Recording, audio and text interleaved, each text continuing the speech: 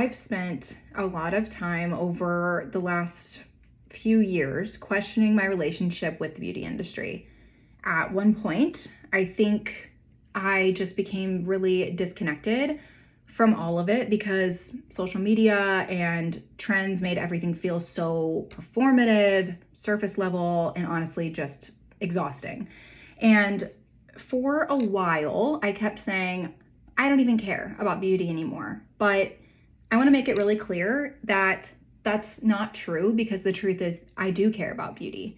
I just don't think that I've ever cared about beauty in the way that people maybe assumed that I did. So recently I was looking at my birth chart and started realizing how deeply beauty, expression, emotion, artistry, and appreciation for life itself has always been woven into like who I am as a person. And it's not about perfection, it's more about simply beauty. And there is a huge difference between the two. Ever since I was little, I've always been drawn to beautiful things, and not in this like status symbol way or trying to impress people way, but more in a like I feel emotionally connected to beauty kind of way. And I used to wear jewelry on the soccer field as a kid because I really just loved the expression of it. And I was obsessed with rocks, crystals, like cool pieces of metal from my family's scrapyard, tiny little creatures, textures, colors, details. I literally named a roly-poly Emily one time for no reason other than I thought it was cute, I guess. Movies make me emotional. Music makes me emotional. Good acting makes me emotional.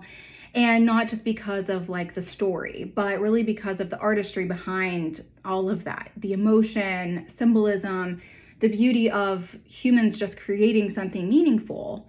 And I also used to watch What Not to Wear with my mom, and I would run upstairs and try to recreate the outfits or the makeup that Carmendy did.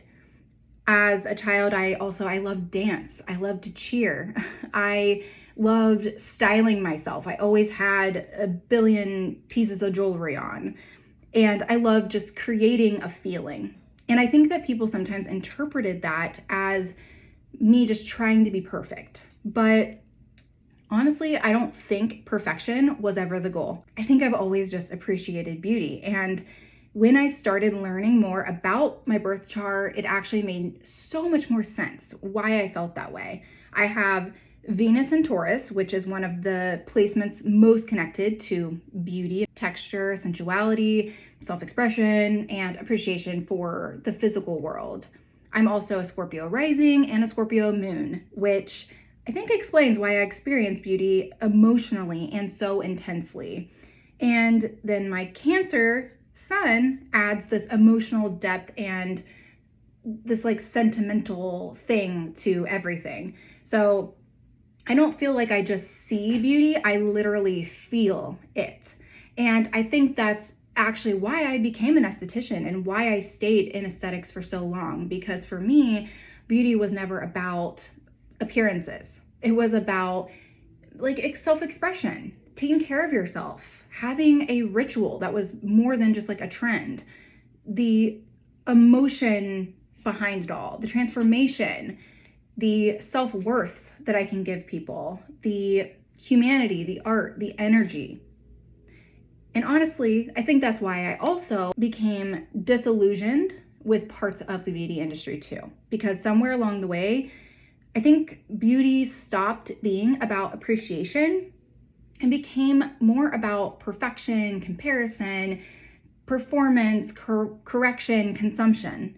And those are literally not the same thing. I don't think that there's anything wrong with wanting to feel beautiful.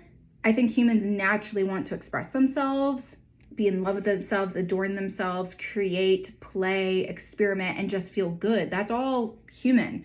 But I think we've lost touch with the idea that beauty exists far beyond conventional standards.